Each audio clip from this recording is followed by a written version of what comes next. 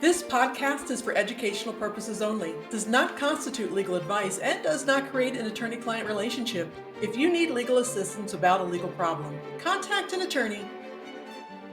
Welcome back to Know Your Regulator, the podcast that inspires you to engage. I am your host, Simone Murphy. We've got a really insightful episode lined up for our Texas license holders today. I'm joined by two people who work very closely with licensed professionals day in and day out. Bertolino Law Firm's very own client success liaison, Donald DJ Calora, and client success manager, Jason DeLuce. Welcome to the show, guys. Thank you so much for being here. Thanks for having us. Absolutely. Well, let's jump right in. You both hear from people after they've received a letter from their board or they've realized that their license may be at risk. What are some of the biggest mistakes that license holders make when that happens? DJ, we'll start with you. Yeah, the two biggest mistakes people make are probably silence and emotion. Too many people feel like or hope perhaps that it's just going to go away, but it's not. The letter you're getting from the board is not just a courtesy, it's the start of a process. And so some people tend to ignore it until they can't anymore, which can make things more difficult. And then, of course, the emotional aspect can get in people's way as well, especially when the truth is on their side. People will disclose anything and everything to try and prove their innocence, and sometimes that can complicate things needlessly. It's understandable, but these mistakes can be very costly. Totally. Yeah. And that response can kind of set the tone for that process that you mentioned. It's definitely not the time to try and wing something or start like a new profession, try something new. The licensing board does take these really, really seriously. So, Jason, we have talked before on the show about how often license holders underestimate what they're walking into when they're facing an investigation. Let's dig into that. What do license holders need to understand about who they're up against? I mean, this is their area of expertise, right? This is their job. And so a lot of times license holders, what they don't realize is, you're now dealing with someone that is really giving you an allegation, right? That and they're looking for things in regarding to that allegation. And so I think what happens is most times a license holder may be an expert in their field, but they're not an expert in the law. And so you really have to understand what you're playing up against. It's an uneven playing field, right? These people, they know the laws, they know the rules, they know the occupation codes, and sometimes you're faced with getting thrown a bunch of these legal jargon, is what I call it, and now you're in an unfair advantage dealing with these investigators and these attorneys. And so without legal help, it's hard to win that game. Won't say it's impossible, right? Nothing's impossible, but it's very difficult to play a game if you don't have the right people on your team to help you. Totally. Yeah. The right support can really make all the difference. Absolutely. So when it comes to seeking that legal support, what should someone look for in an attorney to help protect their license? DJ, we'll go with you first. Yeah, so the first thing to understand is this area of law is very different than some of the other areas of law. And so not every attorney practices or handles professional license defense. And so finding someone that knows this particular area of law is oftentimes critical to putting forth the best defense you can. One thing that you should always ask a potential attorney is, have you worked with the board before? Because these processes are not like other areas of law again. And so having that experience is critical. One of the most common concerns people have is the cost. And oftentimes having that experience is one thing that helps control that costs. And so when you're looking for an attorney, you need someone obviously that is an expert, but that's honest and transparent. And so when you put all these things together, that you need someone that can both, I guess I would say, speak your language, but also speak the board's language at the same time. Totally. Yeah. Super important for both of those aspects. And trust is key, right? Like this is a high stakes process. You need to be able to trust your attorney and your legal support. Exactly. And just like you wouldn't want us going into a classroom or an operating room or underwriting an insurance policy, you don't want to go into a courtroom and trying to defend yourself. It's not that you can't or you couldn't be successful. It's just that expertise and that experience can be a world of difference. And you're talking about your entire career. And so why would you risk it? You know? Right, right. Yeah, absolutely. I mean, that's a huge, huge one. Don't risk that. Would you guys say that it's widely misunderstood that your professional license doesn't turn off when you go home or you clock out? I feel like that's a really tough reality for a lot of people. Jason, what would you say? Yeah, absolutely. I think that once you're a licensed individual, there is no, the on light is always on, right? The open light is always open, even if you're not necessarily in working, right?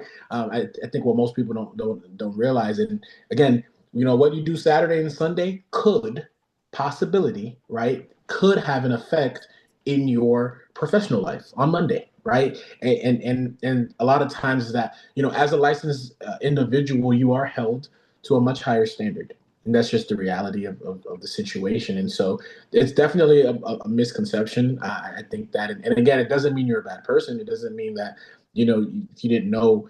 Now the world's over. No, it just means that now you need somebody that understands that and somebody that has experience in that to defend you. And just and DJ said it perfectly, right? But having an attorney always just makes sure that or someone that knows his field just gives you a better chance and better odds in your favor. But it obviously just protects you at the end of the day, and that's what you want to do is protect your livelihood, protect your ability to make income, to provide for your family, and most importantly, your reputation. And that's really what it does. Yeah, absolutely. It's a stark reminder, that holding a Right. professional license, it's a privilege. It's not just a job, for For sure. sure. For sure. And that's the key word is privilege. It's people think that they have protections that they would under other areas of law that may or may not apply to their license. And so oftentimes people are surprised and caught on their back foot when they realize that there's a level of accountability with the boards that they didn't anticipate. And as they say, ignorance is no excuse. And so that privilege to me is a key word. I feel like doesn't get discussed enough when it comes to professional license holders. Yeah, no, that's a great point, DJ. Really, really kind of easy to understand how a license holder may get caught up there, but like you said, the ignorance is not an excuse.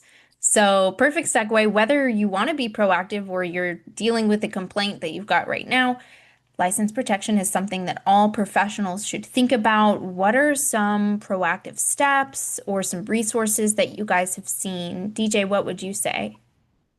Don't wait for a complaint. The second that you think something might occur, it would benefit you to have an attorney at your back. Unfortunately, we speak to far too many people that have a response deadline in 24, 48 hours.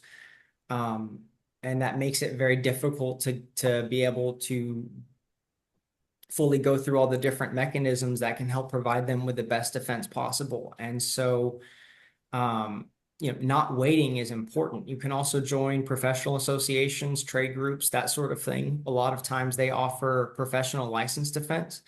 Much like health insurance, you don't, you might not need it. You hope you never do, but when that day comes that you do, you'll be very, very grateful. It's a lifesaver, basically. Um, and also understanding, being proactive doesn't mean living in fear. I feel like one of the primary reasons that people aren't more proactive when it comes to defending their professional license is they're coming from a place of being scared, and which is completely understandable. It's the most scary, isolating feeling in the world to have your professional license come under attack and duress. But oftentimes that hesitation can make a world of difference. And so I encourage everyone, even if you're scared, to reach out and do everything you can to protect yourself. Absolutely.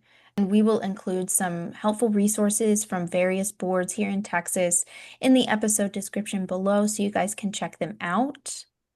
DJ, Jason, thank you both very much for sharing these insights.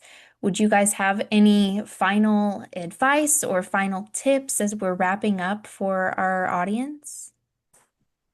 Yeah, I'll go first. I think that definitely, when it comes to protecting, yourself and protecting your license. I think these licensee holders, spend countless hours, thousands of hours, whether it's studying, whether it's spending lots of money out of their pocket to go to school, getting their education, whether it's even in the field, right? Some of these license holders are masters at what they do, right? 10,000 plus hours, in the field, 20 plus year careers in their field, run their own firms, run their own practices, run their own businesses.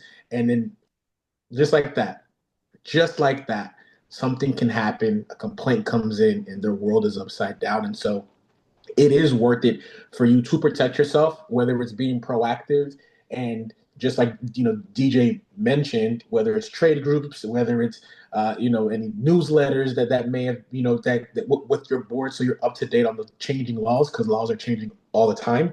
Whether it's getting license and protection, whether with insurance, right? So making sure that you have a protection in your insurance policy that covers licensed offense, right? It's better to have it and not need it than need it and not have it.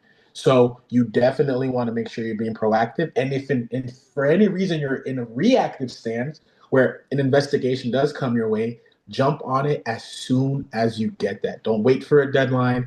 Don't wait till it's last minute and now you're fumbling around trying to figure it out, because this is more than just a license. It's more than just a complaint. This is your reputation on the line. This is your livelihood on the line. And at the end of the day, it's important. So definitely, whether it's proactive or reactive, you want to find help. There is help, but you definitely want to make sure that at the end of the day, you're protecting yourself. Yeah, well said. If you are a licensed professional, take this episode as your sign to get educated, stay ready. A board letter can change your career in an instant, and how you respond and who helps you matters. As always, don't forget to subscribe to Know Your Regulator. Until next time, stay inspired and continue engaging with your regulatory agency. Know Your Regulator, the podcast that inspires you to engage.